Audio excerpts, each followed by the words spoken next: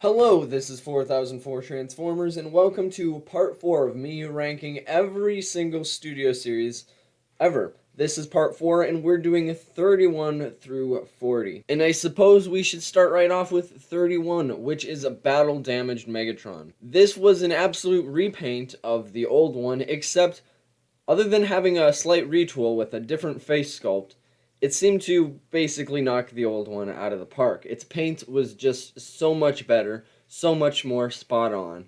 So you know what? For seeming it's the same mold, I'm gonna put it above the old one. And actually, I think I'm gonna put the old one just a little lower down on the list from where it was before. Gonna put it right behind Grimlock. Because this new one did really just absolutely knock that old one out of the park. It had such better paint. It was like that old one just was sad now. And that brings us on to Optimus Prime. This Optimus Prime is an Optimus Prime, and one thing that makes it stand out and be maybe better than some of the others, like that original one, was that it will combine with Jetfire, who we'll get to see more of here in a minute. So already it's going to have to get more credit, probably more credit than it deserves, just because it is kind of a combiner and what all it accomplishes. It is better than the first go-around, has better paint as well. So, I don't know, I'm going to put it in middle B tier. I know there's probably some better Optimus Primes coming up that fixes some issues with this one, but it is a combiner and all that jazz, so I'm putting it right in the middle. It's really more upper in my opinion. I mean, I don't know what to say about that. I do like it. There again, it is just another Optimus Prime. There's plenty of Optimus Primes in the Studio series, so that's also kind of knocking it down.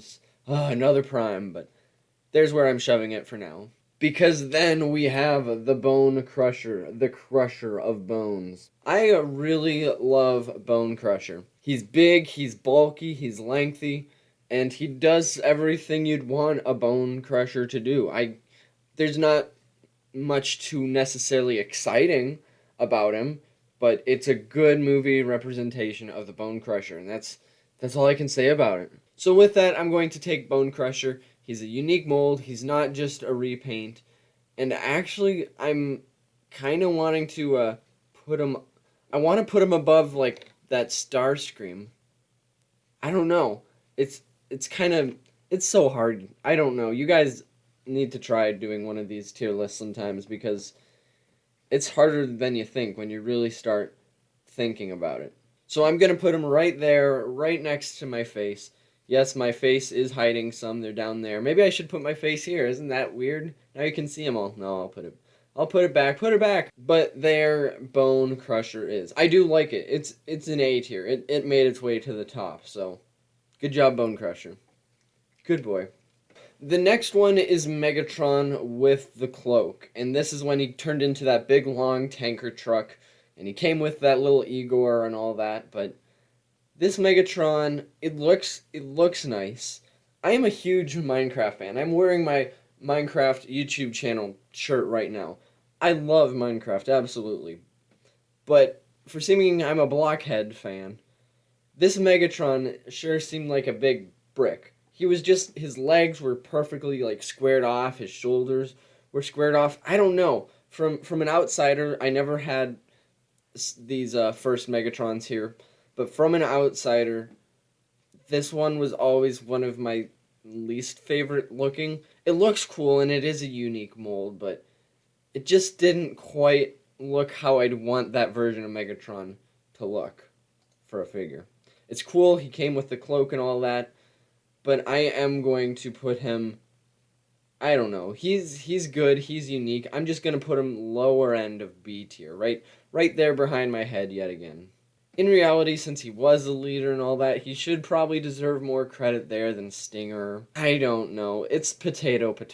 They're so interchangeable, some of these, but that's kind of right there behind my head is roundabout where I want to put him. But this brings it on to Jetfire. I I love Jetfire. In school, we had a Washington, D.C. trip. And of course, that meant we went to different places down there, and one of them was the Air and Space Museum. And, being a huge Transformers fan, going into that building, I was basically like peeing my pants right then and there because there was Jetfire in real life, that Blackbird there. So I am biased, but when you get to see a Transformer in real life like that, that's cool. That's fun. And this studio series did good. Not only was it a holy moly good Transformer studio series, I mean, they nailed it, but there again, it combines with that Optimus Prime that we had a minute ago to create that Optimus Prime jetpack that we saw in Revenge of the Fallen. I mean, this is one that I missed out on, and it's gotta go high S tier. I don't have it, and it's kind of a shame. It's the best one, I think, out of all of these so far. It deserves to go up there. And I think they did kind of package refresh it in a multi-pack. Was it this year or last year? But it also comes with like what? The RC sisters, the other Optimus Prime, some random junk in there. So they need to single-handedly just package refresh Jetfire there because he deserves it. I mean, he just automatically made it to the top of the list. That's my opinion of it. Like I said, I'm maybe biased with the character there, but I think that studio series was genuinely great. I mean, he was a parts former. He was a parts former, especially when combining with Optimus, but I'm not a fan of parts formers, but to look that amazing of a figure, it doesn't bother me, I guess. I hate saying that, but it doesn't. I love him. That's where I'll leave it out. I'll keep it short-winded. I love him. So we're gonna drift on in to the next one, which is the Last Night Drift. Now, I actually have the old original Last Night Drift, who's redder than a lobster, and it's pretty much the same mold. This new Studio Series Drift is the same mold as this old Drift. It has a different face, and it has a lot better paint. Obviously, this was the Premier Edition mainline The Last Night Deluxe. So obviously, Studio Series now knows what the character actually looked like in the movie and was able to make it better. So obviously, the paint on the new one is way more accurate than this old one. For seeming it is the exact same mold, they ramped it up in color scheme. And I would honestly argue that the face is probably better on the new one. Of course, the new one also being a deluxe class, I was really surprised to see it come with a different main sword, and it came with the baby dinos. So it's almost its own little mini multi-pack. I think they should put some of those baby dinos in some of the other Last Night releases, maybe. I don't know. It does make sense, though, that Drift would have them a little bit. But for seeming this is just a lazy repaint of an old figure, they made it 1,000 times better. They really did. They nailed the color scheme on this new Drift. It is docked points once again because it is a repaint, it is a repaint, retool. But there again, it has a baby dinos, so that just pushes it right back up. I'm gonna put it right there alongside some of the ones like Sideswipe and Crowbar.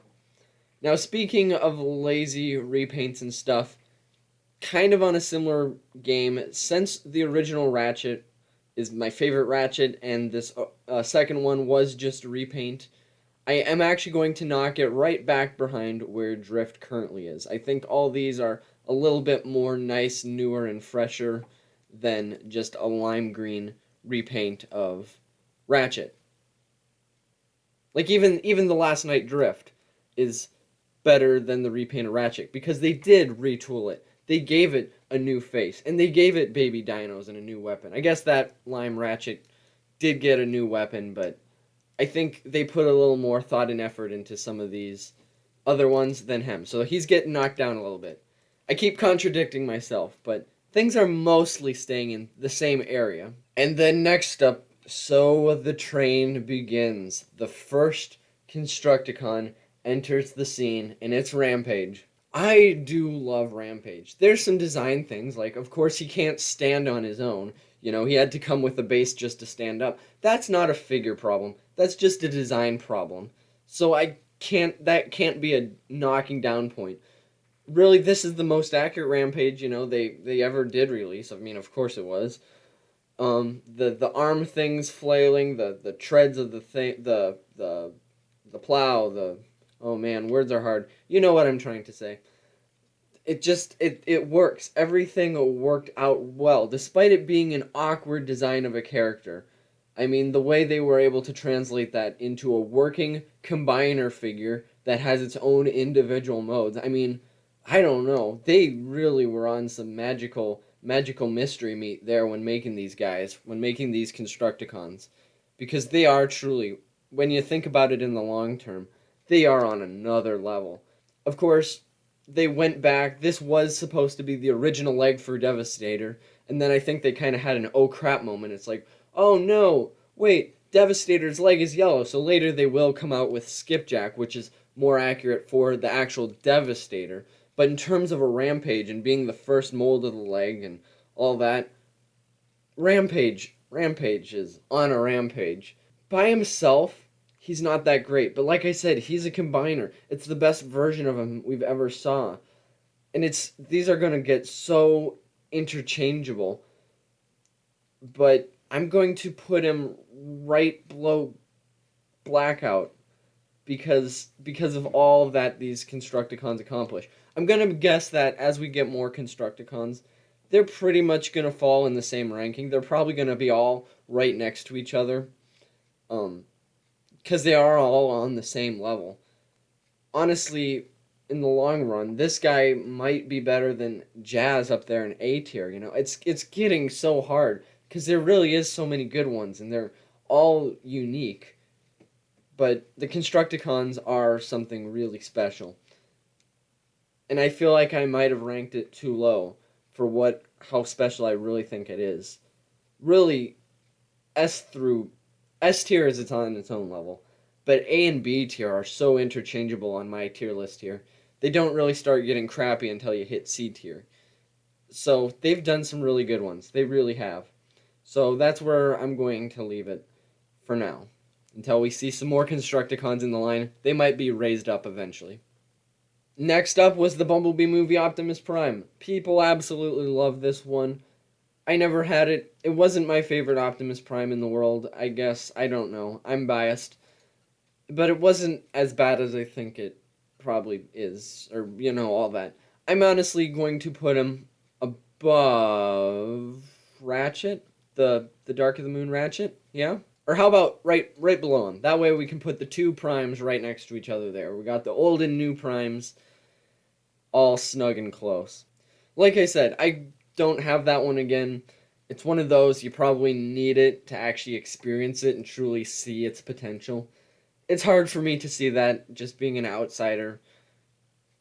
I kind of just see it as, well, there's another Optimus Prime. There's Optimus Primes and Bumblebees. If you're not a collector of every single Transformers, then eventually they really do get old to see. Not that all my hatred for Optimus Primes should be put out on this one Studio Series Bumblebee movie, Optimus Prime. It was the first Optimus Prime we saw from the Bumblebee movie. I should probably be giving it more credit than I gave it. But there it is. That's where I'm shoving it. And oh no, my Cogman and my Shatter, they moved to the bottom of the screen. My tier list is getting big now. Scary. But yes, next up is Cogman right down here. I do believe that it is an exact copy. I don't know for sure. Don't quote me on this. I should have done a little bit more homework than I did. I think it is an exact copy of the Last Night version. Of course, repainted. Repainted like Drift was. But it is just an exact, not even a retool. I don't think the head changed. I don't think anything about it changed other than the paint. I think it is truly just a repaint of the Last Night version, which of course has got to be better than what we originally saw with the Last Night version, but it is kind of lazy. Studio Series came in saying that they were going to be a scale-accurate best versions that we've seen of all these characters.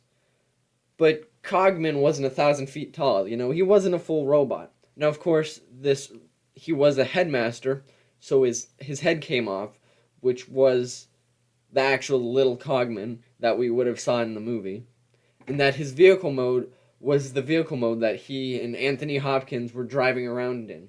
So the character does gain some brownie points there.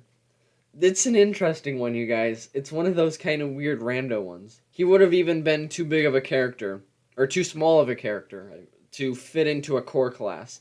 So them shoving it into a deluxe and giving us the car that we saw Anthony Hopkins drive in for a while, that is funny. That's kind of funny. That's neat. And in all honesty, the figure's still probably better and more accurate than, like, your Stinger. So I'm putting him behind my head. Here, I'll move my head to prove it. He's right between where Stinger and Shadow Raider was. He can kind of split up that a little bit. Maybe I'll just keep my head down here. Keep your head low. Next up is Shatter. Right now, I still have Shatter in vehicle mode, because I'm absolutely scared to transform it back to robot mode. Every time I transform oh man, gonna get hit up for that one. Every time I transform her, an arm pops off, sometimes both arm pops off, sometimes something random pops off. It's a good vehicle mode. And honestly, this is probably a better first entry for a Shatter than the first entry for Dropkick was. However, you look at the face on this original version and it's like, what is that thing? You know, I know they come out with a future version. I don't have mine pulled out and ready to show, but we'll get there when we see it. They have a future Jet version, which has a much better face, and it's honestly a much better figure. I mean, like I said, I just started out by saying this one scares me. Things pop off all the time, and I'm just keeping it in vehicle mode for now because I don't want to transform this thing more than I have to. It wasn't the best figure in the world. It was a better looking figure, more accurate to the movie than that first Dropkick was, but it was a worse actual figure in terms of quality. So it goes up and then it goes right back down. Once again, I'm going to repeat myself and say it over and over. The Bumblebee movie did not have a mainline. This was a good candidate for a mainline Shatter, but it was not Studio Series worthy, and I feel like Studio Series should go back and give this guy a second chance at a vehicle mode, because honestly, I do like the car. I like the car better than I like the Jet, and this is a good look. This is a Studio Series worthy looking vehicle mode. It's just not a Studio Series worthy figure, and the head, that bad head drops it down even more. I'm going to put it right next to Dropkick and Bumblebee. The three Bumblebee movie deluxes are sitting all right next to each other. That should tell you something. When what it should tell you is that this was way too long of a video to only get through 10, and that we need to rank more of these, because there's a lot more to go. That was number 40. There's like 140 of them, I swear. We're getting there. We're getting there slowly but surely. But there's my list as it currently sits. Like it, hate it, don't care. There it is. Tell me what you think. How would you rank some of them different in the comments below? It's been fun. It's really been fun to go through all of these, and I hope you've enjoyed it too. So, see you in the next one. Adios.